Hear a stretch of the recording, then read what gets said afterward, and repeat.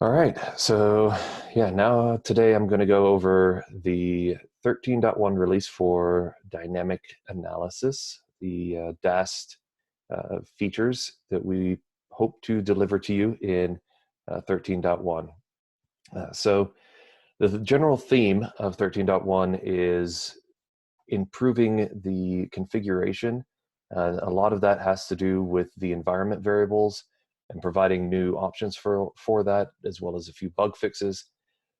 So we've got a lot of issues around that. And an example of one thing that we are working on delivering, that we already have a few environment variables that we've been adding, is this one right here, where we're increasing the options for speed coverage and a few other use cases to allow you to set time limits for the spidering, adding different types of reports, introducing your own configs, and a few other options like that.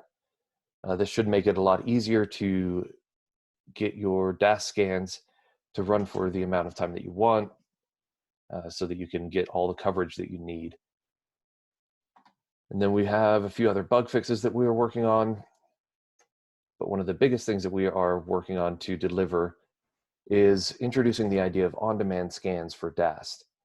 Right now, obviously, the only way that you can run a DAST scan is within a pipeline associated with an MR. So that is very synchronous way that you can run DAST, and it doesn't allow for on-demand validation of your website or API if you want to try to troubleshoot any security issues that you found or verify that vulnerabilities have been fixed. The current workflow doesn't allow for you to do that. So we're introducing this idea of on-demand scans that run outside of an MR. So you don't have to have any code changes.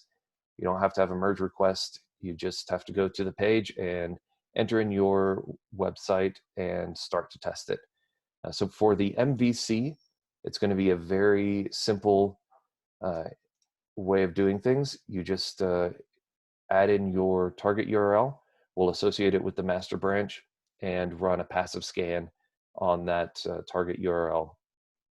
And for the MVC, that's all we will be doing. As we go further, we will be introducing a lot more options here for different scan modes, attaching it to different branches, as well as introducing a whole host of configuration options for these scans. After you run, yeah. If the user wants to suggest things that they would like to see in there, is this issue the right place for them to leave that feedback, or is there a better place?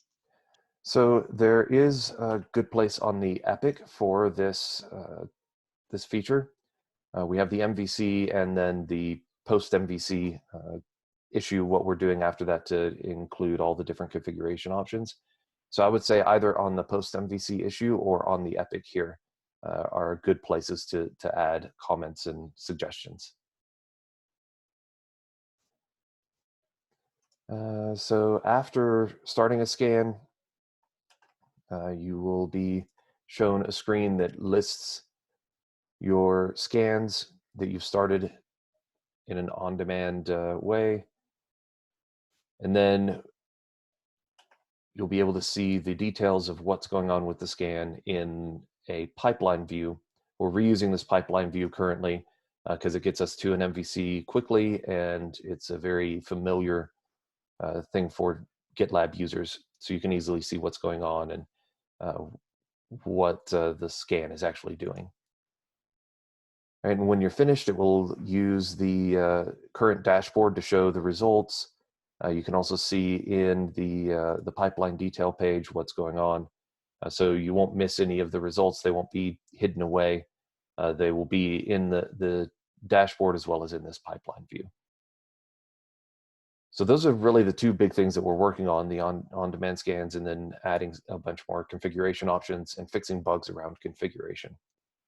And that is about it. So did you have any other questions? I don't think so. That's going to actually be really exciting. That's going to be the first security scan that doesn't require an MR.